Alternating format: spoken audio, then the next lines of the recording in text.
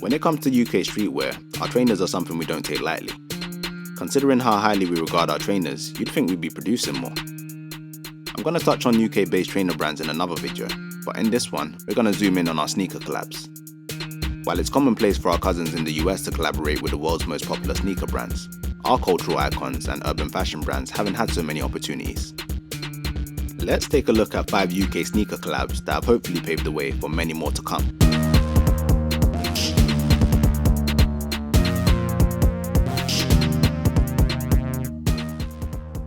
Let's kick things off with Franklin Boateng's Ellesse collaboration. Franklin Boateng isn't called the king of trainers for no reason. He's been a sneaker enthusiast since childhood and has more than earned his title over the years as he developed one of the most exclusive and valuable sneaker collections in the UK. Franklin's connections and reputation in the sneaker world has enabled him to naturally become one of Britain's most influential figures within the space over time, so it shouldn't be a surprise that he was eventually approached to do a sneaker collab. Franklin's take on the Ellesse tanker initially came about when he was asked to partake in a workshop called the Design Council in 2020, which brought together 8 influential figures from around the world to design their own versions of the tanker. The collaboration was a limited friends and family drop, with each designer only receiving a few pairs to give away. Franklin announced the collaboration on Instagram and cheekily suggested that he might get a full collaboration if his supporters tagged Ellesse in the comments. Gotta shoot your shot, right? The response was so overwhelmingly positive that Ellesse decided to partner with him for an official release of the sneaker, complete with a collection of matching apparel, making him the first black man to do an official sneaker collab with the brand. CRTZ.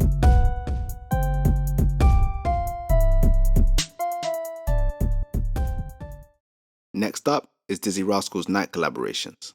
Dizzee Rascal rose to prominence when he was 18 years old after dropping his debut album Boy in the Corner in July of 2003. In 2005, he released 2 pairs of Air Max 180s, a white pair and a brown pair. They had his name on the back, and the tongue featured the original logo for Dirty Stank Recordings, a record label he co-founded at the age of 16. 4 years later, in 2009, Dizzee did an Air Max 90 collaboration, which dropped 2 days before his platinum-selling album, Tongue in Cheek.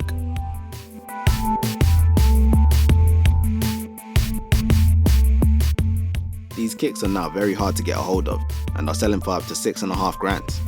I like them a lot. In late 2010, old pictures emerged of a sample pair of Dirty Stank Air Force Ones, with Dizzee's famous phrase, "Fix up, look sharp" written on the back. These ones never made the final cut, and I can't say I'm upset with that. This colorway gives me anxiety, I'll be real. These kicks got more Black Air Force energy than Black Air Forces.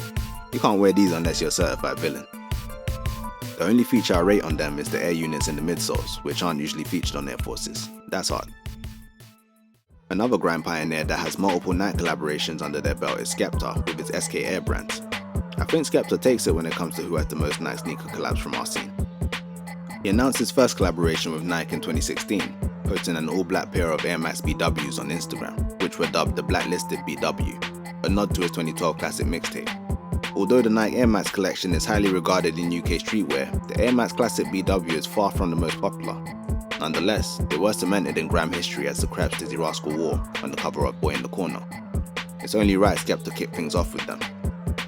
He then went on to release a pair of Marrakesh-inspired Air Max 97s in 2017, followed by the French-inspired Air Max 97 BW in 2018, which consisted of an Air Max BW upper and an Air Max 97 sole, my personal favourite from Skepta.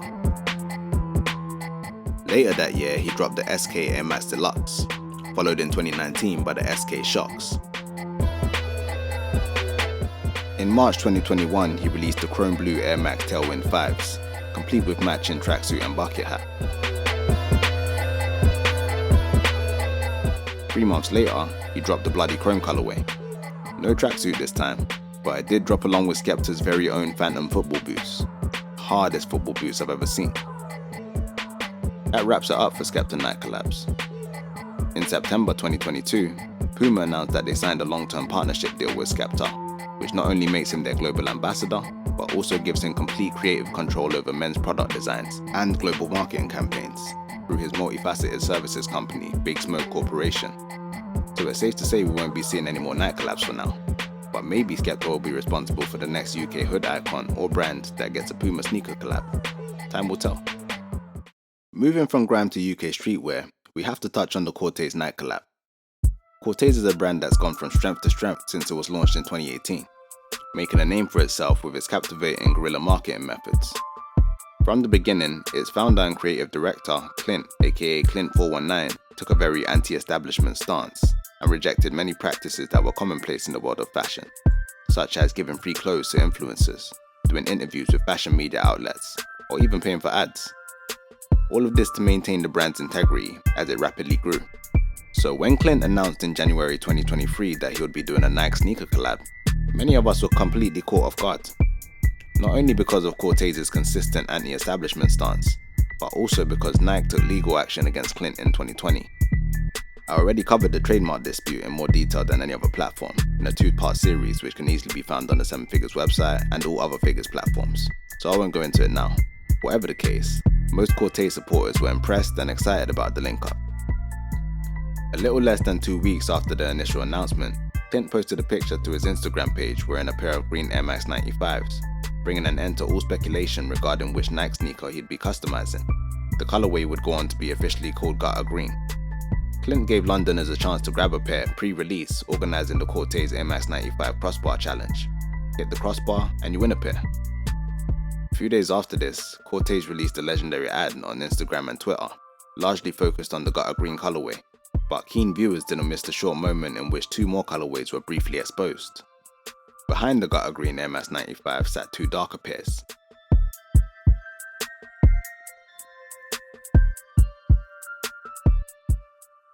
Coming out the gate with 3 Air Max 95 colorways after just 5 years in business is pretty impressive. Clint matched Dizzee Rascal's record of 3 night creps off the bat, and at this rate, he could probably surpass Skepta's 8 if he wanted, likely in less than the 4 years it took Skepta to amass his collection. However you look at it, that's a clear sign of progress within UK street culture. But considering how hard we've been going for Nike over here, I wish we had more to show for it. As the scene started picking up momentum around 2015, largely fueled by the organic rise of UK drill, UK rap, and the resurgence of grime music, a bunch of companies that took us for granted for the longest suddenly diverted their attention and money towards us. But I'll save that conversation for my upcoming podcast, Culture for Sale. Speaking of the UK street culture renaissance of 2015, this was the year Puma linked up with British streetwear pioneers Trapstar. Trapstar's been about unofficially since around 06-07 when Mikey Trapstar began printing exclusive shirts just for his friends to wear. By 2008, Trapstar clothing was being sold in West London's Portobello Market, and the rest is history. Trapstar were in talks with Puma regarding a collaboration in 2012, but it didn't amount to a product being created at the time. Puma doubled back in 2015, and the 2 brands were able to come up with their first sneaker collab, which was the black, white and red Puma disc blaze. This was released along with a football-inspired long-sleeve top. Evidently, this tag team was very well received, because that was the first of many sneaker and apparel collaborations to come. In 2016, Trapstar and Puma dropped the displays again, but this time the colorway was a white, red and black camo. They dropped the black cell bubble and the white noise cell, 2 colorways of the Puma suede silhouette, red and black, and the white Trapstar Puma basket. In the following year, 2017, they dropped the Puma Clyde in a bunch of colorways. In the spring, they dropped them in a white, black and green. Then in the winter, they dropped the white perforated ones and another white one with black and orange accents. They also dropped the Sugi Blaze, a black one and white one, and the black Ren boots. That's at least 15 different books released within 2 years. Product-wise, this was a sick partnership.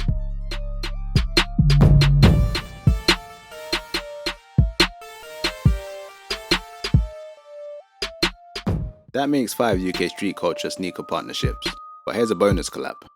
We've covered collabs with Nike and Puma, 2 out of 3 of the biggest sportswear brands in the world. The only one that's missing now is Adidas. Unfortunately, Adidas haven't done any sneaker collabs with any brands or figures from UK street culture yet. But ironically, Adidas were more supportive of the culture than Nike or Puma over the years. During the cultural boom of 2015, Adidas managed to cut a deal with a young Stormzy, which did wonders for the brand over the years as it grew to become a megastar. But Adidas didn't just show up when things looked promising. They were forming relationships within the UK grime and rap scene years before this. They included the Mandem in several campaigns, and even gifted clothes to upcoming artists.